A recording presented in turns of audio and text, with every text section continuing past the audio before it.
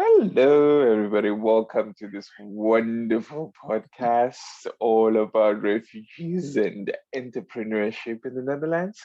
I'm excited. I hope you are as well. We're going to have some fabulous and wonderful discussions about what's working, what's not working. And I have two wonderful guests. The first guest that I have is Anne Cassano, the director of the World Makers Foundation and has worked with a lot of migrants in the past few years. How many years has it been, Anne? I started working on asylum policy since 2008 and then with actual people since 2015. Oh, nice, nice. Welcome, welcome. Thank Lovely to you. have you here. Yeah. And my other guest is Karijn Nijhoff. I hope I said both correctly. Beautiful, beautiful. And Karijn, you are a researcher at the Hogeschool in The Hague. I cannot pronounce the Dutch word. May you please say it for me? Yeah, it's the Haagse Hogeschool, or The the Haagse Hogeschool. Okay, or the Hague University of Applied Sciences, in is English. the Oh, nice. English Nice. Thank you. Welcome, version. welcome. Pleasure to Thank have you. you here as well. I'll start with you, Karijn. How long have you been working in this field of researching entrepreneurship with migrants? Um, Long time. I have to dig back. I guess I did my PhD on labor market participation and migration, and as part of labor market participation, I also looked at entrepreneurship. So that was, say, around 2000 that started.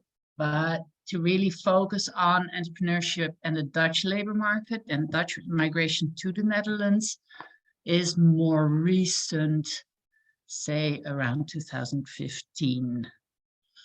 But it's always been kind of part of my research because I always look at labor market participation of newcomers in the Netherlands in this case.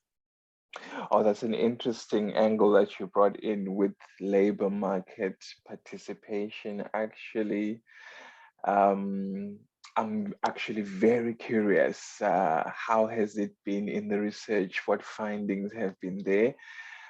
Because I know that there are quite some barriers to accessing the labor market for migrants. Yeah, and then it's different for different migrant groups, and then we already start labeling, which is something I don't like, but it is handy because with the labels come certain rights and privileges. And so if you look at refugees, there are different conditions in the Netherlands that they have to qualify for. So they have to do an integration course, they have to learn the language, but they also get support from the municipality as compared to, for example, intra-EU migrants, so people migrating from within the EU, where they are treated as, or they're not treated, they are EU citizens, and so there is no support system, but yet they are much more migrating for specific labor market sections. So it's a very different pattern, different reasons, different context of reception, as you can also call it. And you also see that, for example, right now for Ukrainians who are labeled by some as refugees, but they are in displaced persons. And again, there's different rights and possibilities so it's important to look at different groups and different conditions of the group, but also of the receiving society. I see. So I can't give you one answer. Okay. No, that's that was a wide-ranging answer actually. So I would like to ask that in your findings, which you mentioned the labels, and of course, yeah, they pop up a lot in different sections of the press. We do see that Ukrainians are finding it easier to access the labor market compared to other refugees in particular. Some people are calling Ukrainians refugees, some are not. I saw in the press a few weeks ago that almost 60,000 Ukrainians were able to find jobs in the labor market. So I don't know. Yeah, but it's interesting, eh? They are allowed, refugees are not allowed to work the first 6 months after arrival. And that exclusion is not the case for Ukrainians. So now there's voices like, can we please lift that barrier for other refugees? Yeah. Because we see in the group, in the Ukrainian group, that access to labor market is much more, much easier, and people can start working much faster. I don't know much, I must say, much about what's going on with the Ukrainian refugees, and especially not with entrepreneurship. I understand. I haven't heard much about that. I understand. I can imagine that entrepreneurship in general is something that is not easy on its own because it's an added wall of things to do in terms of building a business from the ground up. Can refugees be entrepreneurship? Should they even be? Or it's just easier to go into the labor market as it is? Both, and everybody, we're all, with the risk of sounding cheesy, we're all humans and we all have our own qualities and competencies. So for some, entrepreneurship is a much better option, and for others, labor market participation is a better option. Refugees or other types of migrants as well. But because we're all different and because we all have our own qualities, we should really try to, use is a very economic and utilitarian word, but use those qualities to find a good fit for a person in the new society. And I say it broader than labor market only. I see. Can I add something to that, Jermain? Yes, please, Anne. If refugees should be entrepreneurs. I know you and I talked about this before too. I mean, I've met people who are really in their country of origin, in their home country. They have started up businesses. They have a lot of experience. They've had experience abroad as entrepreneurs. So you meet people who are just like entrepreneurs pour sang. It's in their blood almost. And then I've met people that that have a kind of profession that in the Netherlands you would do as a freelancer. And it is maybe slightly different to make the choice like, oh, I'm going to be an entrepreneur, I'm going to look what's missing in the market and do something, or I have a profession, and the way that the market in the Netherlands is organized here, I would do this as a freelancer. And for example, it's journalists, they used to be hired at employed by newspapers. Now they're more and more freelance. Musicians used to be employed by big orchestras. Now they're all freelance. Artists are freelance, designers are freelance. So especially like more and more, the market has developed in a way that people have to start in a freelance position. Artisans that we work with, they would have to, one, be able to design their own stuff, and they would have to go freelance. So the way it's organized, it leaves very little choice if you want to have a certain kind of profession. And I also meet artists from the Netherlands who just want to be artists, and they don't care about all the entrepreneurship, freelance, making money stuff, but they have to do it as well. And I have to say, they're not necessarily more suited than people with a refugee status. Mhm. But there it is. Yeah, it makes sense. I understand. So, from your point of view, and you've worked more with artists who are entrepreneurs rather than in, well, of course, art is also business as well. Okay, let me put it this way. How business-like have been artists that you've worked with? Do they qualify as entrepreneurs, or they also fell into being artists who don't focus too much about profits? I just read the book over the weekend that just made that division. You have the real entrepreneurs, and then you have the people that just have to do it. And most artists I meet, that's Mhm, definitely not their first, that's not where their mind goes. Their mind goes to the developing their art, their work, and that makes sense. yeah, And yeah, because like, most artists were not so business minded. no. And what we've noticed, what we've stressed a lot, because you asked how difficult it is for people who come here as a refugee, I think the hard part is developing a network.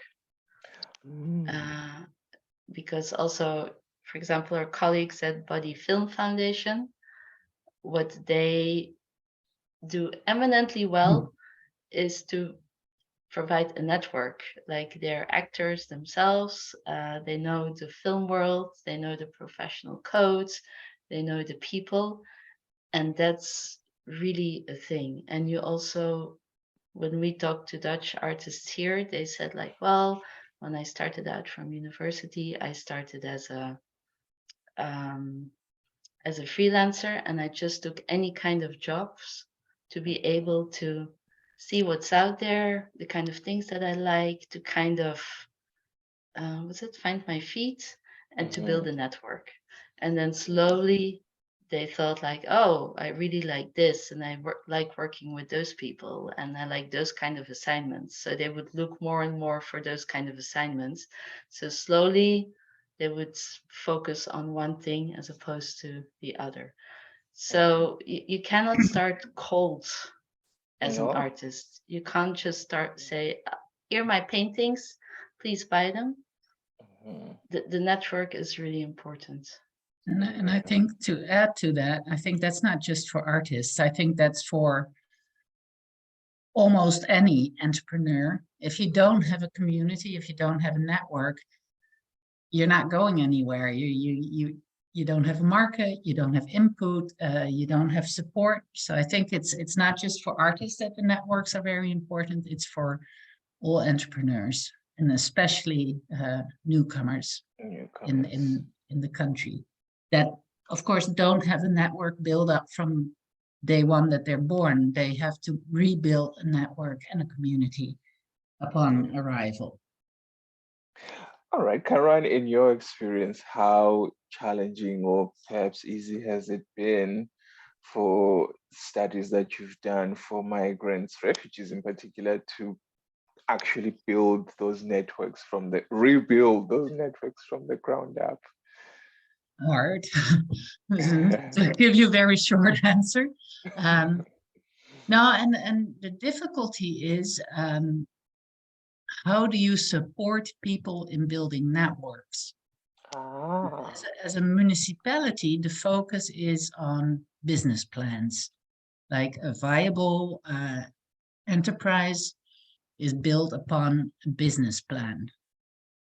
And it's really hard to see a network or a community in a business plan. And I think that's a very important hurdle. Like, how can you support people in building that network and building that community so they have a support system and a market? That's really difficult, and it needs time, and municipalities don't have time. They Yeah. want people to start working, which also makes sense. So it's a very difficult balance and process um, for Yeah. all Yeah. parties in. Yeah, that's true. I like how you phrased it that It's hard. I loved it. You said it's hard to see a community in a business plan, which I think is actually brilliant, because for a municipality, they just want people to be able to sustain themselves and be able to pay their rent on time. Yeah, yeah. And at the same time, somebody's going to school, doing integration and all the immigration processes on the side. Um, how would you say municipalities can play a bigger role or better role? Are there things that they have to change in their approach? Uh, difficult because it's really dependent also on the municipalities. Municipalities are political. So some municipalities don't offer any support and say we don't work with specific target groups. We treat everybody as equal, which sounds really nice, but equality and equity in outcomes are of course not the same. Yeah. And some municipalities really try to play into the questions of the newcomer and to support the newcomer with programs in English, with programs more focused on community. But it's difficult because all municipalities have that job to get people to work, to, you know, the simple bookkeeping that a municipality has to do to get people out of welfare and into the labor market. Yeah. And that's a very economic mindset that makes it hard to provide for long-term support, community building, network building, etc. Nice. But some municipalities are more focused on that, so that's nice. Yeah. And I'll bring you in. Same question. Have you dealt with any municipalities? I'm sure you have. How challenging has it been for the World Makers Foundation? Is the municipality able to understand that your organization is trying to build a network for the number of people that you support? Are you able to get through to them, man? Or it's a work in progress? I have to take a deep breath for that question. You know, the interesting thing is when I talk to people at municipalities, we all want the same thing. We want people to be able to start a business. And yet somehow at the end of the line, we end up with results that nobody wants. So how did we get there? I know I talked to people that started as an entrepreneur that feel afraid to get in touch with the municipality because they have a history of dealing with the END and the municipality, and they feel often blocked in what they want to do. So the trust issue is one thing, and then trust. It's also what Karijn says, that different municipalities have different approaches. We deal with the one in Amsterdam. They have a program called Start Your Business. What I said, some people are afraid to follow the course there because they don't know, they're afraid they're going to lose their benefits. Yeah. Like people that talk to me, they say like, listen, I know the benefits are not much. I don't want to stay there. But for now, it is a safe place. It's a very narrow, safe place, but I can just make it there. And I'm just afraid if I make one step, I don't know if there's going to be another stepping stone or I'm just going to fall down. And I'm not sure if the municipality will provide a stepping stone or will just drag me down. So the regulations and the support that we put out there is not always experienced in the way that we intend. There is this dissonance, between what we want and between the experience. And yeah. Well, quick question about that. If somebody was to do a course with the municipality, for example, like you say, start your own business, then how and why, if you are aware, why would they lose their benefits as well? Since it was something that the municipality offers as well. Um, the thing is that when you go off benefit, or if you say like, listen, I want to go do a new thing, you rock the boat, you take a step. Mm, So it means you don't lose your benefits. The regulation is you don't lose your benefits while you are in the program. The okay. program also, I think it has definitely great things, like they help you. They don't just help you get a business plan, they also Mhm. help you start. So you start having small assignments, like basically you're already going into the water Yeah. and feeling what the temperature is and how you can start to swim, and you have some support. And then afterwards, when they think like, okay, this might be viable, you have to move into the babysit. I think Karijn, help me if I say something wrong, which is benefits for entrepreneurs. It's a Oh. it's a it's a arrangement where you're allowed to start your business, but you keep your welfare benefits Mhm. for a while.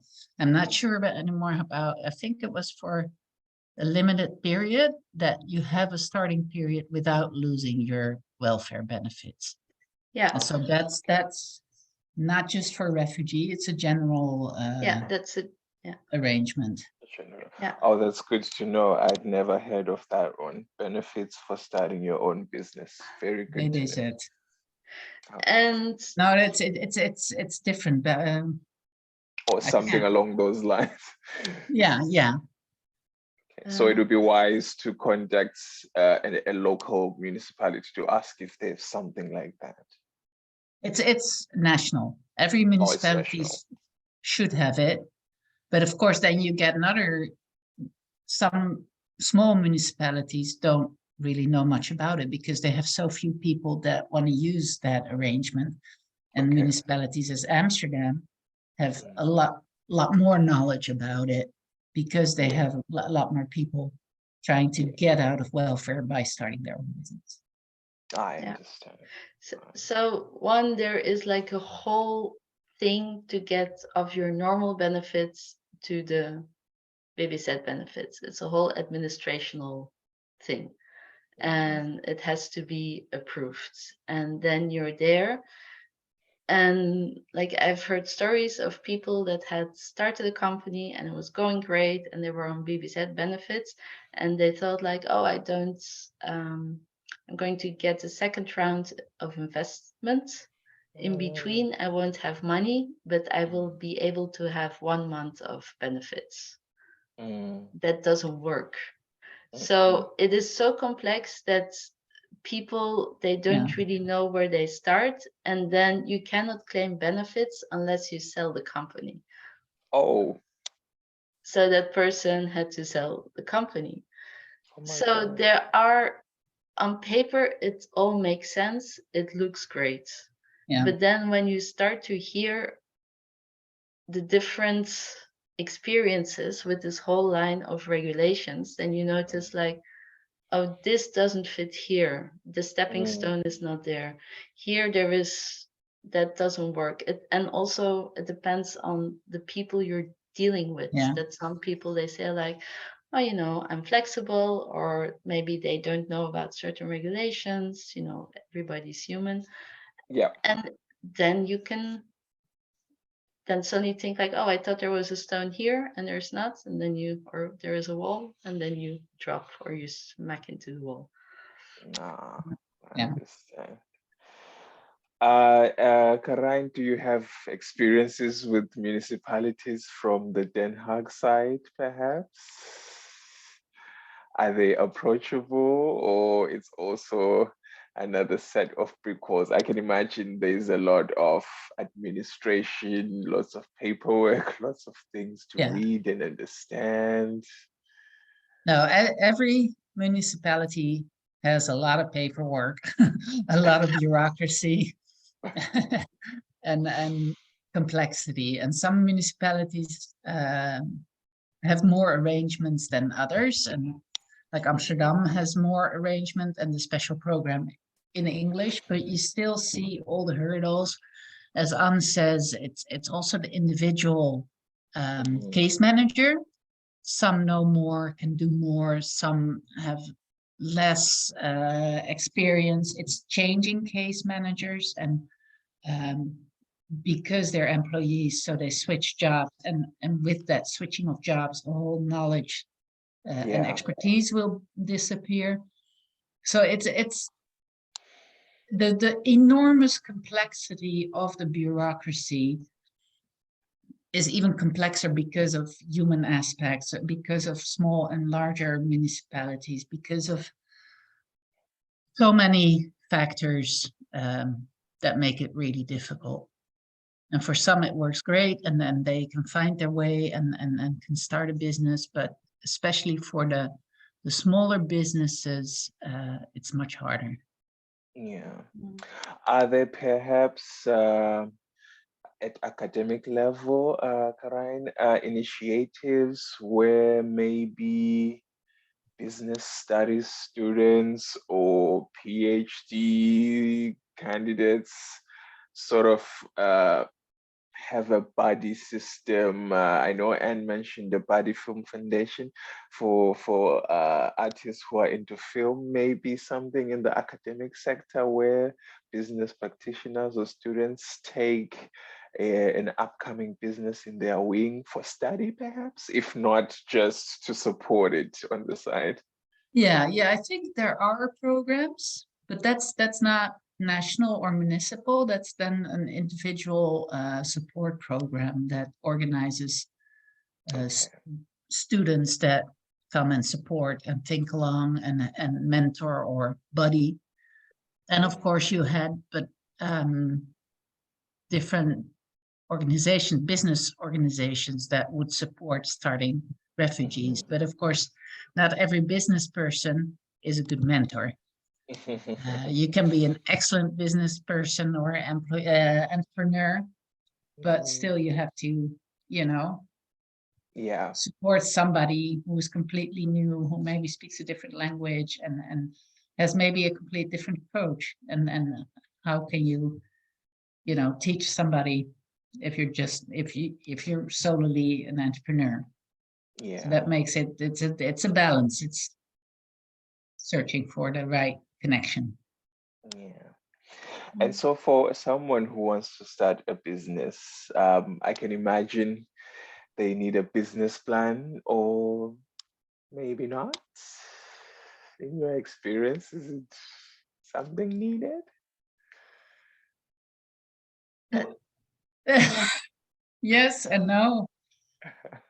The paper. Okay, you're not the first person to say yes and no, actually. It's a paper reality. And on paper it can be beautiful, or on paper it can be horrible, but you don't know the practice. If somebody doesn't speak the language and is still learning Dutch and has to write a business plan in Dutch, you can see there might be an issue there, even though it could be a fantastic idea. But to get it in the Dutch setting, in the Dutch language, is a whole different step that might not have anything to do with the quality of the business. We had a meeting with a Dutch fashion designer and we asked her how she started, and that was the woman that said, like, well, I started freelancing, and then I started building my own brands, and then I did this and I did this, and she was now on her 7th year, and she said 2 years ago I made a business plan. Wow. Because so basically, and we also notice that people come to us, people with a refugee background that have done courses, and they say, I have a business plan, here it is, and now what?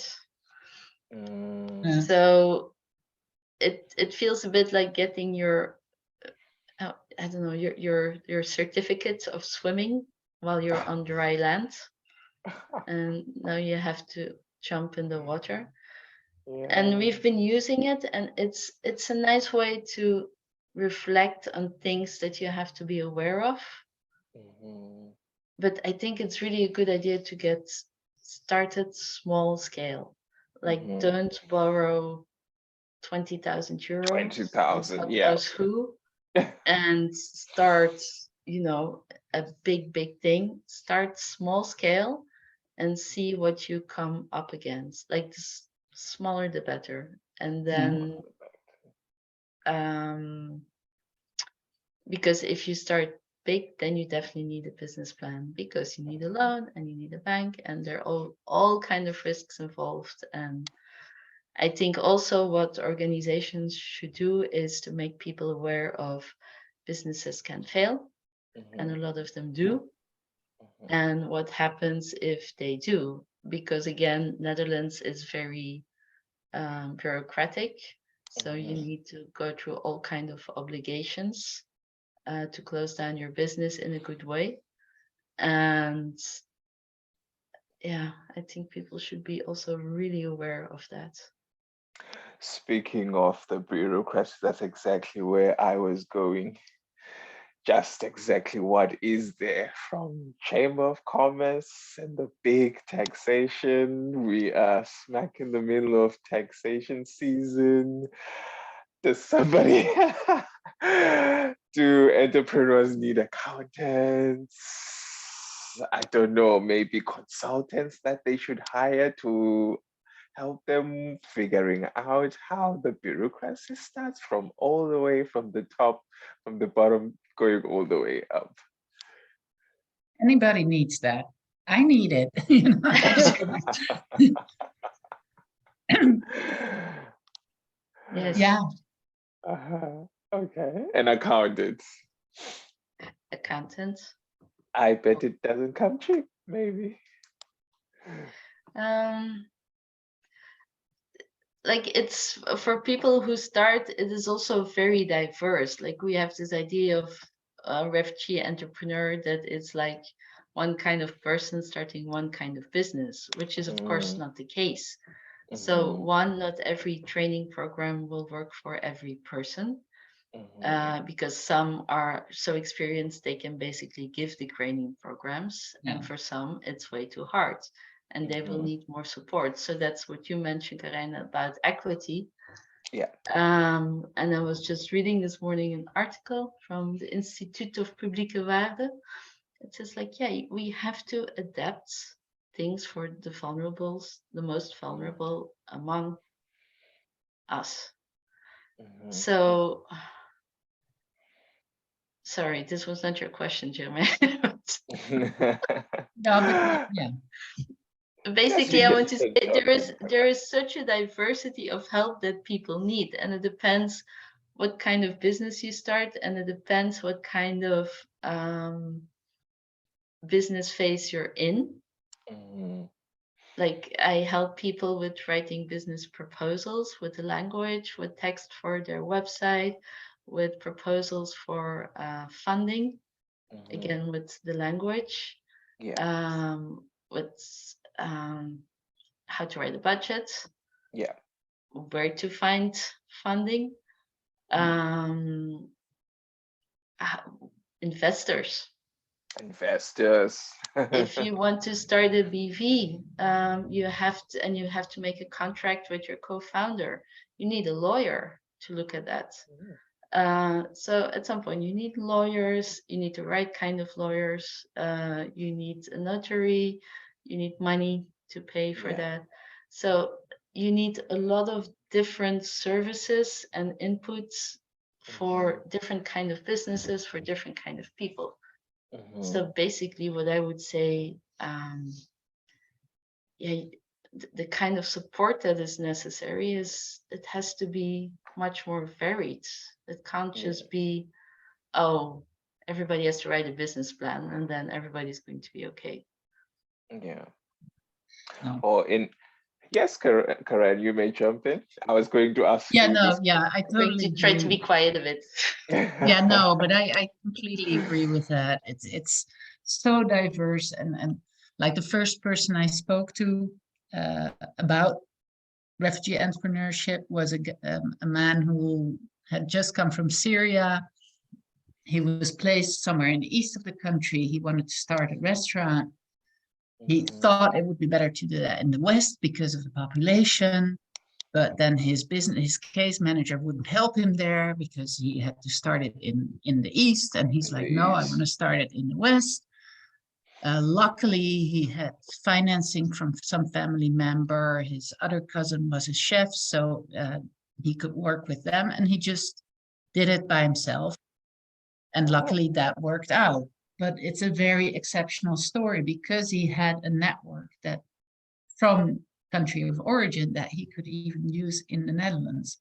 But I've Mhm. also heard stories of ZZP'ers, the self, yeah, I don't know if you call them Freelancers. entrepreneurs, but Mhm. self-employed, who, from Poland that got here, worked, and got in severe financial trouble because they didn't realize they had to pay taxes Mm, afterwards. mhm. And huge debts that would add and add.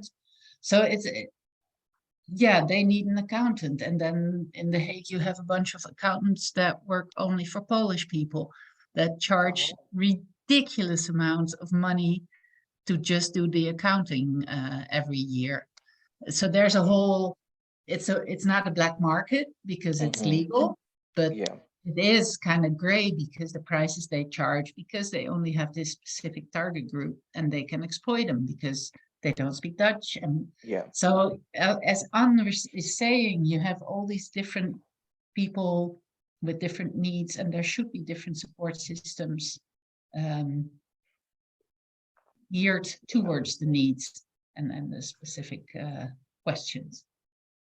I do have to say that being from Zimbabwe, an African country at that, the Netherlands is very international. You cannot spend 24 hours without meeting at least people from 20 different countries in a single day.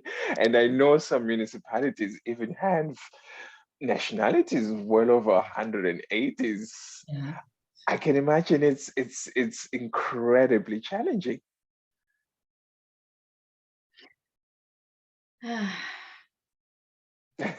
Yes, no, Yeah, I no, and think that's something to remember or to keep in mind. Yes. yeah, and I was going to say, especially in the West, but that's also not true Mhm. because of placement of different job markets throughout the country. Yeah, And of course, when you're a small municipality, you have less people yeah, working to support. So then, what seems to be less diversity, it might just be as complex because you have less people that can support. yeah. So yeah, I'm correcting myself out loud, not just in the West. I understand. No, it makes sense. It makes Can I perfect. ask a question, Jermaine, to Yes, both of you? please. Absolutely. If we would have a magic wand and we could say like, oh, let's put in place the support the way we want it, what would it look like? Mhm.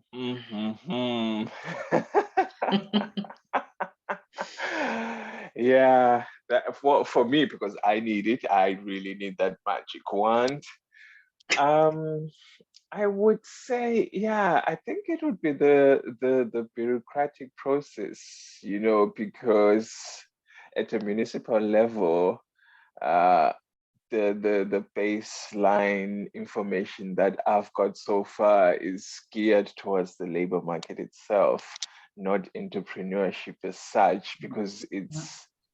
it's least expected for refugees and migrants. Karijn mentioned people from Poland as well. It's least expected that you would want to go in the entrepreneurship direction.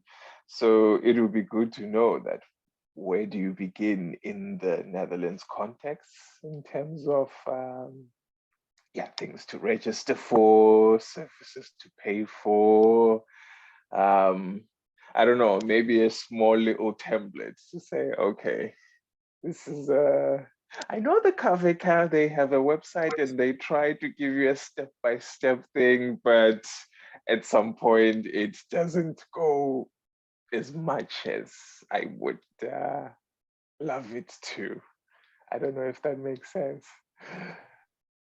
Oh, the KVK, the Chamber of Commerce, for Yeah, English yeah, yeah. listeners. I think my magic wand would eliminate all bureaucracy and start over again. And they're trying. No, but they're trying. Like, and that's not so much for entrepreneurship, but for toeslagen. How do you call that? Um,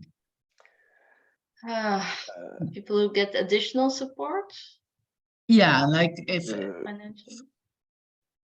The housing they want to allowances. get, yeah, I don't know how to explain it, but they want to eliminate those and start from a base that is, and then they can't do it. They want to eliminate the benefits from the central government Because it's too complex. So they want to have a less complex system where people get the benefits automatically instead of having to apply for it or something like that. But they can't do it. They can't go back to basics. It seems like every time we want to improve something, we add rules and regulations. And so it doesn't improve, it just becomes more complex. So because the toeslag every year you have to redo them, check if everything added up, and it's it's a bit of a nightmare. Yeah. And then do you have to pay it back? Maybe not. Well, back. First pay it back and then we'll double check. Over and over. They can't solve for it. It only becomes more and more complex, it seems. Yeah, and especially if you, like me, if you're a part-time entrepreneur and a part-time employee, because your incomes sort of they're never on the same rate, so there's lots of double checkings, refundings, and paying backs to the tax office. It's like you're playing ping pong, and but so much energy and so much time just in bureaucracy, and then that's. If I could show you in fact, I do have my stack of paperwork, just as an example, and I can't lift the whole thing, which is next to me. And this is the thing, that if you have one thing which is huurtoeslag, you can manage, which is the additional. But if you are a person that you have like, oh well, I work part-time and I have an enterprise part-time and I have a foundation also, and I actually do have a foundation. I know you do. I know you do. So there's all of that. And then some people, they have a kid that needs help or a partner who is ill. And then, the partner is ill, but sometimes he feels good enough to work, but he can't because he would lose that benefit. And then all these things together, if you have one, it's feasible. If you have all of them, and you see with refugee is one of these things, and then it's easy for things to be added on, and they don't fit, they don't make sense. And the idea is then like, oh well, if you make a mistake, it's fraud and you will be fined. And then you have to send letters to protest against that and the stress.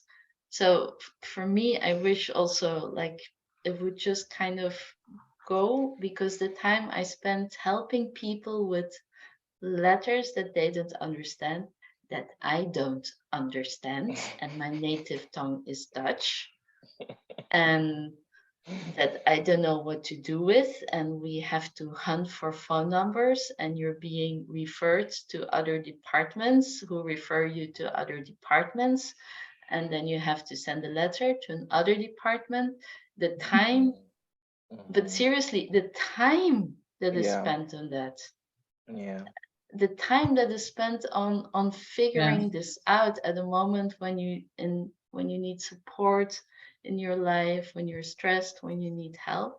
And imagine the money that goes to all the people that have to check these things. Yeah. It Yeah. seems like, It's yes. quite a lot of work. Yeah. Change Magic from word.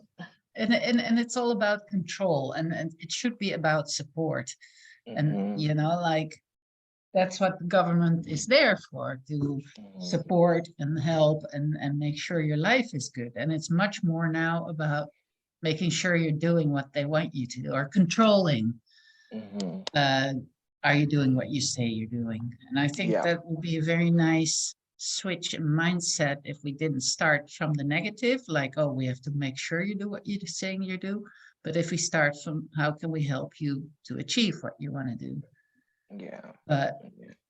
that would be a different type of government, maybe mindset. True. We might get there. And That's so also, true. yeah, if people that work at the municipality, because I know people there that are client managers that work really hard, Mm, it's, I don't know, it's just like there are these pernicious incentives yeah. that when you want to do your work well, you kind of go against what you want to achieve. And I know Yeah. people that really try and do amazing work and work really hard and Yeah, are so committed. Mm-hmm. yeah, But the way the regulations are set up, Mm-hmm. it's, yeah, it's doesn't achieve what we all want. Yeah. And these days, to go in a different aspect, inflation. How Yeah. are the entrepreneurs, to both of you, how are entrepreneurs that you're working with surviving? How are their, uh, let me not say struggles, but how are their initiatives going in the light of the rising inflation that we've seen in the past 12 months? Uh, I mean, we did this project, we started in 2020, and then it was COVID. Ah, yes. Then there So was there COVID. was that. So people thought, like, whatever happens, we're going to wait. This is not a good time to start anything. Yeah. Uh, and then, yeah, and now you have this. So it has been going on for 3 years now. Quite some years. Yeah, yeah. It's reminding me. I have a friend who had an exhibition. COVID hit. The exhibition never showed. It just never did at all. Like an entire year of artworks that just never showed. yeah. And I can imagine the labor put in to create. And then as an artist, you really depend on the products that you make as your income and business. Mm. I did read a book also this weekend with an academic who talked about COVID, who said, like, we would need a healthcare system for Mhm. little, small, and middle enterprises. Yeah. Like, and he said there is, it's what you said, Jermaine, there is some support, the KVK, and there Mhm. is some here and some there, Yeah. but it is very fragmented and it doesn't, like a healthcare system for the body, but then for your business, that at every moment there's a specialist that you can say, Yeah. oh, there's now this going on, Yeah. and you know where to reach, and that there's also like an overarching vision. Mhm. um, so now that's also what we try to do. I try to do with other organizations, because sometimes we compete. But Yeah. we say, like, hey, is there a way that we can collaborate, and what's our overarching vision for this healthcare system for small business owners? and how can we support them together, and what is still lacking, and how can we bring it in, and how can we collaborate. I stole that from the book from Juan Fra. I'm just giving credit now. I understand. I've also heard of a few months ago something that was being called bread funds. I don't know if either of you or both of you have had experience with ZZ peers creating bread funds, which are sort of like these emergency networks that entrepreneurs create for themselves. I didn't quite understand when somebody tried to explain to me. I Do you don't know know, about maybe broodfondsen, Karijn. Karijn? Sorry? Broodfondsen. Nee, ken het niet. Ik ken het, I don't know the term. Een broodfonds.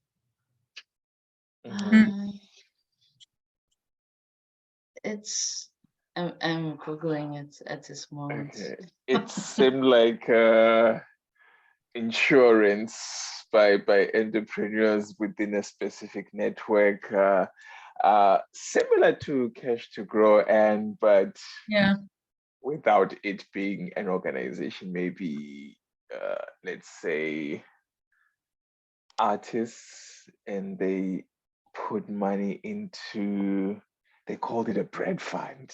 And it was a long document. I never got time to read it, but it seemed like something that they were trying to do for entrepreneurs.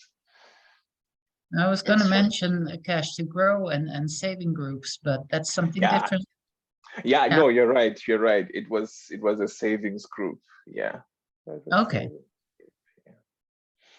Broodfonds is for when you're ill as a ZZP'er, that it's a kind of self-made insurance.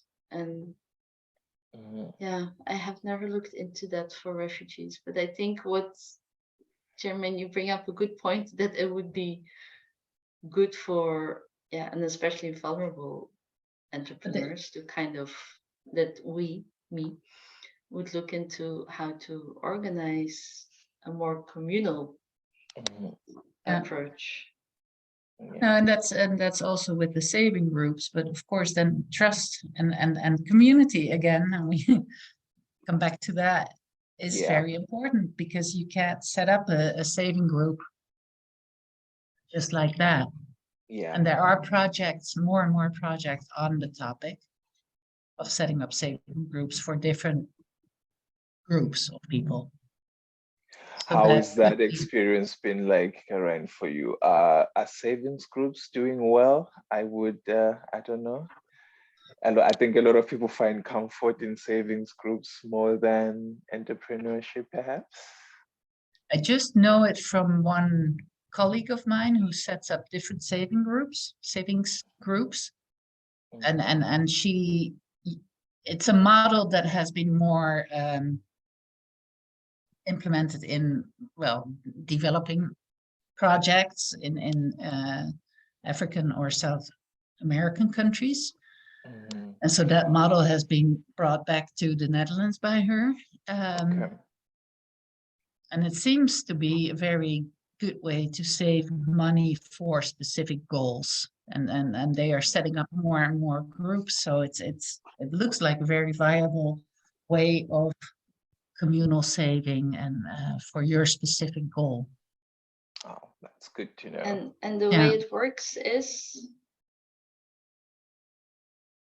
you put in money, you form a saving group, so people you trust, and you all put in money on a weekly or monthly, I don't know, a certain amount. You all agree on those amounts, and one of the group gets to use the money every now and then and pay back.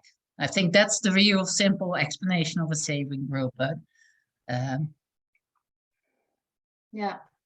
it's to get to larger amounts of money to invest. I understand. It's interesting. There are some more communal approaches to entrepreneurship, and I know that's also what you, Karijn, have been focusing on. And I think saving groups is one. The bread funds is a more, that's very, Would be interesting as well. yes. Yeah. And we were also looking at a social cooperative, where entrepreneurs also work together. So there are different forms, and there are also more and more academics looking into that, because you're so vulnerable as an entrepreneur. And everybody notices, like, oh, but I need an accountant and I may need an assistant. But what if I do this with 3 people? We can share an assistant and an accountant, and maybe we can get a better price for this and this and this. Yeah. So it makes sense in a way. Yeah. And even, in a more basic collaboration, like, oh, I'm a very good web designer, you are very good in languages, so, I'll help you with your web, please help me with my language. And in that way, it can be much more basic also to collaborate and work together from that community point of view, as in the social that we talk about cooperation. So essentially, we need a new business network, a countrywide network, maybe some kind of a website where you can easily search who's doing what. I don't know, things like that. Maybe not just for artists only, eh? Yeah, because I was also, it would be good for artists to work with other entrepreneurs, and for entrepreneurs to have graphic designers around. And Absolutely. but yeah, the trick is to find the way that it's exactly going to work. But I think you're right. Like, for the moment, the business model canvas doesn't allow to look at network, doesn't allow to look at community.